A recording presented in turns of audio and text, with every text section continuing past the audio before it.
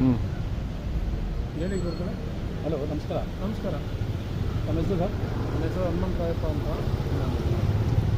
ಈಗ ಕಾಂಗ್ರೆಸ್ ಸರ್ಕಾರ ಬಂದ ಮೇಲೆ 5 ಭಾಗ್ಯಗಳು ಕೊಡ್ತೀವಿ ಅಂತ ಹೇಳಿದ್ದಾರೆ. ಹೌದು, ಅದೆಲ್ಲ ಕೊಡ್ತಾ ಇದ್ದಾರೆ. ಹೆಂಗೆ ನಿಮ್ಮ ಅಭಿಪ್ರಾಯ ಏನು ಮಾಡ್ತಾ ಇನ್ನೂವರೆಗೆ ಸಕ್ಸಸ್ ಆಗಿದ್ರೆ ಇಲ್ಲ? ಯಾಕಂದರೆ ಬಕ್ಸೆ ಖಾಲಿ ಇದೆ ಎಲ್ಲ ಭಾಗ್ಯಗಳು ಕೊಟ್ಟಿದ್ದಾರೆ. ಇನ್ನೊಂದು ಭಾಗ್ಯ ಕೊಟ್ಟಿಲ್ಲ, ಎಣ್ಣೆ ಭಾಗ್ಯ. ಅದನ್ನು ಸಾಯಂಕಾಲ ಫ್ರೀ ಅಂತ ಕೊಟ್ಬಿಟ್ರೆ ಅದನ್ನು ಆರಾಮಾಗಿ ಕೊಡ್ಕೊಂಡು ನೆಮ್ಮದಿಗೆ ಒಳ್ಳೆ ಭಾಗ್ಯ ಅನ್ಕೋತಾರೆ. ಮತ್ತು ಇವತ್ತು ಸರ್ಕಾರ ಲಾಸಲ್ಲಿದೆ ಅಂತ ಹೇಳ್ತಾ ಇದ್ದಾರೆ. ಸರ್ಕಾರ ಲಾಸಲ್ಲಿದೆ. ಮತ್ತು ಹೊಸ ಏರ್ಪೋರ್ಟ್ ಮಾಡ್ತೀವಿ ಅಂತಾರೆ.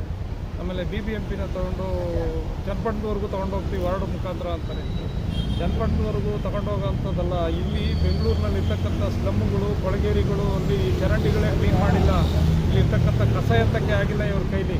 ಈ ನಗರನ ತೊಗೊಂಡೋಗಿ ಚನ್ನಪಟ್ಟಣಕ್ಕೆ ಹಾಕ್ಬಿಟ್ಟು ರೈತರನ್ನೆಲ್ಲ ಕಬ್ಬಿಡಿಸ್ಬಿಟ್ರೆ ಈ ಕಸ ಎಲ್ಲ ಹೋಗಿ ಅಲ್ಲಿ ಕಸ ಸೇರಿಬಿಟ್ಟು ಯಾರೋ ಕ್ಲೀನ್ ಮಾಡೋರೇ ಇಲ್ದಂಗೆ ಆಗ್ಬಿಡ್ತಾರೆ. ಈಗ ಮೊದಲು ಬೆಂಗಳೂರಿನಲ್ಲಿರ್ತಕ್ಕಂಥ ಅಲ್ಲಿಗೆ ಹಾಕೋಂಥ ಬಂಡವಾಳನ ಬೆಂಗಳೂರಿನಲ್ಲಿರ್ತಕ್ಕಂಥ ರಸ್ತೆಗಳನ್ನ ಸರಿ ಮಾಡಿ, ಫುಟ್ಪಾತ್ಗಳನ್ನ ಸರಿ ಮಾಡಿ, ಫುಟ್ಪಾತ್ಗಳ ಮೇಲೆ ಎಲ್ಲಿ ನೋಡಿದ್ರು ಒಬ್ಬ ಸಾರ್ವಜನಿಕ ಓಡಾಡೋಂಥ ಜಾಗವೇ ಇಲ್ದಂಗೆ ಆಗ್ಬಿಟ್ಟಿದೆ, ಫುಟ್ಪಾತೇ ಇಲ್ದಂಗೆ ಆಗ್ಬಿಟ್ಟಿದೆ.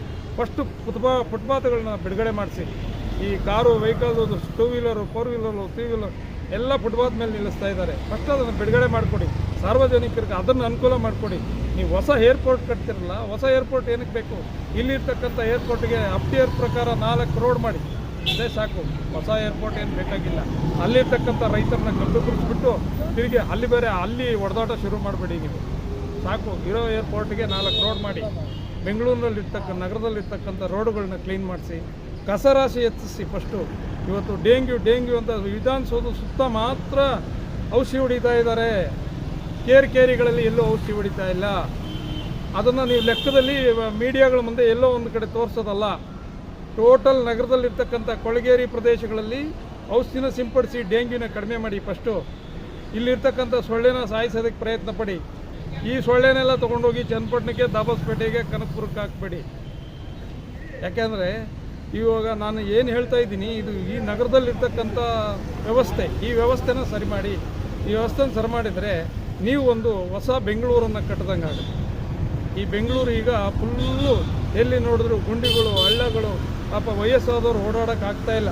ನೀವು ಬಸ್ ಫ್ರೀ ಮಾಡಿರೋದು ಓಕೆ, ಆದರೆ ಯಾರಿಗೆ ಫ್ರೀ ಮಾಡಿದ್ದಾರೆ ಬಸ್ಸು ಅಂತಂದರೆ ವಯಸ್ಕರು, ವಯಸ್ಸಿಲ್ಲದೆ ಇರೋರು ಎಲ್ಲರೂ. ಇವತ್ತು ಸ್ಕೂಲ್ ಮಕ್ಕಳಿಗೆ ಬಸ್ಸು ಸಿಗ್ತಾ ಇಲ್ಲ.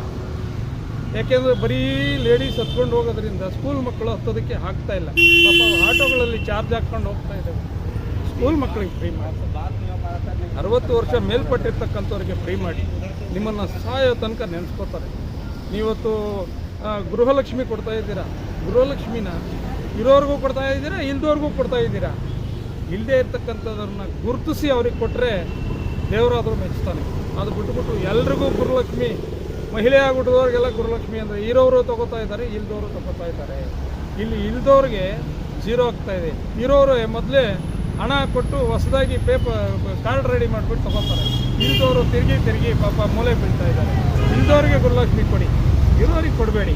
ಇವತ್ತು ನೀವು ಬಸ್ ಫ್ರೀ ಮಾಡಿರತಕ್ಕಂಥದ್ದು ಒಳ್ಳೆಯದೇ. ಈ ಮಾನವ ಶತಮಾನ ಹುಟ್ಟಿದಾಗಿನಿಂದ ಯಾರೂ ಫ್ರೀ ಮಾಡಿರಲಿಲ್ಲ.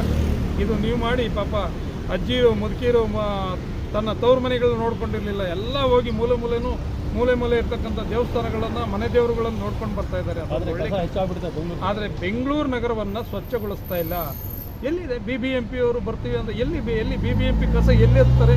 ಬೆಂಗಳೂರು ಸುತ್ತಮುತ್ತ ಎತ್ತಬೇಕಾಗಿರ್ತಕ್ಕಂಥ ಕಸನ ವಿಧಾನಸೌಧದ ಸುತ್ತಮುತ್ತ ಮಾತ್ರ ಎತ್ತುತ್ತವ್ರು. ಇವತ್ತು ಸಿಟಿ ಮಾರ್ಕೆಟಲ್ಲಿ ಯಾರಾದರೂ ಹೋಗಿ ಒಬ್ಬ ಆರೋಗ್ಯವಂತ ಹೋಗಲ್ಲ, ಒಂದು ಅರ್ಧ ಗಂಟೆ ನಿಂತ್ಕೊಂಡ್ಬಿಟ್ರೆ ಅವನ ಅನಾರೋಗ್ಯದಿಂದ ಆಗಿಬಿಡ್ತಾನೆ. ಫಸ್ಟ್ ಅದನ್ನು ಕ್ಲೀನ್ ಮಾಡಿಸಿ. ಆ ಕ್ಲೀನ್ ಮಾಡಿರ್ತಕ್ಕಂಥ ಜಾಗಗಳಪ್ಪ, ಈ ವಲಸೆ ಎದ್ದಿರ್ತಕ್ಕಂಥ ಜಾಗಗಳನ್ನು ಕ್ಲೀನ್ ಮಾಡುತ್ತೆ. ಅಲ್ಲ, ಇಲ್ಲಿ ಕನ್ನಡದವ್ರು ಕೆಲಸ ಇಲ್ಲ ಅಂತ ಹೇಳ್ತಾರೆ. ಯಾವ ಫ್ಯಾಕ್ಟ್ರಿಗೆ ಹೋದ್ರೂ ಅದು ಎಲ್ಲವರೆಗೂ ನಿಜ ಅದು ನೋಡಿ. ಕನ್ನಡದವ್ರನ್ನ ಇವತ್ತು ಯಾವುದು ಎಲ್ಲ ಹಿಂದಿ ಫ್ಯಾಕ್ಟ್ರಿಗಳೇ ಬಂದ್ಬಿಟ್ಟು ಪ್ಲಾಸ್ಟಿಕ್ ಫ್ಯಾಕ್ಟ್ರಿಗಳು ನೋಡಿ. ಇವತ್ತು ಪ್ಲಾಸ್ಟಿಕ್ಕಿಂದ ಇಡೀ ನಮ್ಮ ನಗರವೇ ಕೆಟ್ಟು ನಿಂತಿದೆ. ಪ್ಲಾಸ್ಟಿಕ್ ಫ್ಯಾಕ್ಟ್ರಿಗಳನ್ನು ಬಂದ್ ಮಾಡ್ತೀವಿ ಅಂತ ಹೇಳಿ ಒಂದಷ್ಟು ದಿವಸ ಬಂದ್ ಮಾಡಿದರು. ಸರ್ಕಾರಕ್ಕೆ ಅದು ಏನು ತಂದು ಕೊಟ್ಟರೋ ಗೊತ್ತಿಲ್ಲ. ತಿರುಗಿ ಸರ್ಕಾರ ಆಟೋಮೆಟಿಕಲಿ ಪ್ಲಾಸ್ಟಿಕ್ ಫ್ಯಾಕ್ಟ್ರಿಗಳು ನಡೀತಾ ಇದೆ. ಪ್ಲಾಸ್ಟಿಕ್ ಫ್ಯಾಕ್ಟ್ರಿಗಳನ್ನು ಬಂದ್ ಮಾಡಿಸಿದ್ರೆ ಈ ನಗರ ವಲಸೆ ಎದ್ದೊಳೋದು ಕಡಿಮೆ ಆಗುತ್ತೆ. ಪ್ಲಾಸ್ಟಿಕ್ ಕಮ್ಮಿ ಆಗಿದ್ರೆ ಜನ ಕಮ್ಮಿ ಆಗಬೇಕು, ಹೊರಗಡೆಯಿಂದ ಬರ್ತಾ ಇರ್ತದೆ. ಹೊರಗಡೆಯಿಂದ ನೀವು ಹೇಳೋ ಮಾತು ಹೊರಗಡೆಯಿಂದ ಬರ್ತಕ್ಕಂಥ ಜನಕ್ಕೆ ನಮ್ಮ ಬೆಂಗಳೂರನ್ನ ಫ್ರೀ ಬಿಟ್ಕೊಟ್ಬಿಟ್ಟಿದ್ದಾರೆ. ಹೋಗ್ಬೋದು, ಬರ್ಬೋದು, ಆರಾಮಾಗಿ ಬದುಕ್ಬೋದು. ಇಲ್ಲಿ ಊಟ ಚೆನ್ನಾಗಿ ಸಿಗುತ್ತೆ, ನೀರು ಚೆನ್ನಾಗಿ ಸಿಗುತ್ತೆ. ಅವ್ರ ಸ್ಟೇಟ್ಗಳಲ್ಲಿ ಕುಡಿಯೋಕ್ಕೆ ನೀರು ಸಿಗಲ್ಲ. ಅಲ್ಲ ಸರ್, ಫ್ಯಾಕ್ಟ್ರಿಗಳಲ್ಲಿ ನಮಗೆ ಇಂಪಾರ್ಟೆಂಟ್ ಏನಂದರೆ ಕೆಲಸಗಳು ಸಿಗಬೇಕು. ಆ ಕೆಲಸಗಳು ನಾವು ನಮ್ಮವರು ಕನ್ನಡದವ್ರು ಹೋದರೆ, ಕರ್ನಾಟಕದಲ್ಲಿ ಹುಡ್ತಿರ್ತಾರೆ ಕನ್ನಡ ಜನ ಹೋದರೆ, ಇಲ್ಲಿ ನೀವು ಕೆಲಸ ಮಾಡೋದಿಲ್ಲ ಅಂತ ವಾಪಸ್ ಕಳಿಸಿ UP, MP, Bihar, north Indian ಸೇರ್ಕೊಂಡು ಕೆಲಸ ಮಾಡ್ತಾ ಇರಲ್ಲ. ಇಲ್ಲಿ ನಮ್ಮ ಊರಲ್ಲಿ ನಾವು ಹುಟ್ಟಿರೋದು, ನಮ್ಮ ಕಲ್ಚರು, ನಮ್ಮ ಜನ ಎಲ್ಲಿ ಹೋಗಬೇಕು ಅಂತ ನೀವು ಒಂದು ಮಾತು ಏನು ಹೇಳ್ತೀರಾ? ನಮ್ಮ ಜನ ಇವತ್ತಿನ ದಿವಸ ನಮ್ಮ ಜನರನ್ನ ಕೆಲಸಕ್ಕೆ ತಗೋತಾ ಇಲ್ಲ. ಎಲ್ಲ ಕಂಪ್ನಿಗಳಲ್ಲೂ ಯಾಕೆ ತೊಗೊಳ್ತಾ ಇಲ್ಲ? ಯಾಕೆ ತಗೋತಾ ಇಲ್ಲ ಅಂದರೆ ಇಲ್ಲಿ ನಮ್ಮಲ್ಲಿ ಕನ್ನಡದವರು ರೋಪ್ ಹಾಕ್ತಾರೆ, ಸೋಂಬೇರಿತನ ಮಾಡ್ತಾರೆ ಅಂತ ಈ ವಾಯ್ಸ್ ಆರೋಪ.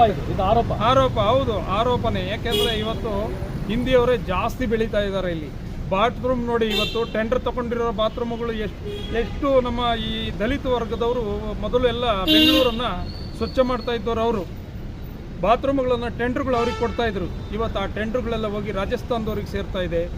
ಕಸ ಎತ್ತ ಟೆಂಡರ್ ಹೋಗಿ ಬಾಂಬೆ ಅವ್ರಿಗೆ ಸೇರ್ತಾ ಇದೆ. ಇಲ್ಲಿರೋರು ಯಾರಿಗೂ ಟೆಂಡರ್ಗಳು ಕೊಡ್ತಾ ಇಲ್ಲ. ಯಾಕೆ ಕೊಡ್ತಾ ಇಲ್ಲ ಅಂತಂದರೆ ಅವ್ರು ಮೊದಲೇ ಒಳಗಡೆ ಲಂಚ ಪಡ್ಕೊಂಡ್ಬಿಟ್ಟಿರ್ತಾರೆ ಅನಿಸುತ್ತೆ.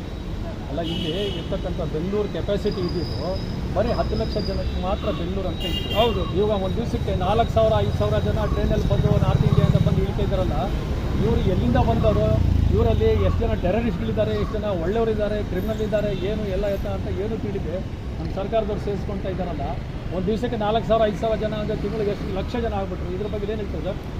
ಇವತ್ತು ಈ ಶೋಷಣೆ ಮಾಡಿ ಒಳಗಡೆ ಬಿಟ್ಕೊಳ್ಳಿಲ್ಲ ಅಂತಂದರೆ ಇಡೀ ಬೆಂಗಳೂರು ಮತ್ತು ನಮ್ಮ ಕರ್ನಾಟಕದಲ್ಲಿರ್ತಕ್ಕಂಥ ಎಲ್ಲ ಸಿಟಿಗಳಲ್ಲೂ ಅವ್ರದ್ದೇ ರಾಯಭಾರ ಆಗುತ್ತೆ. ಅದಂತೂ ಸತ್ಯ.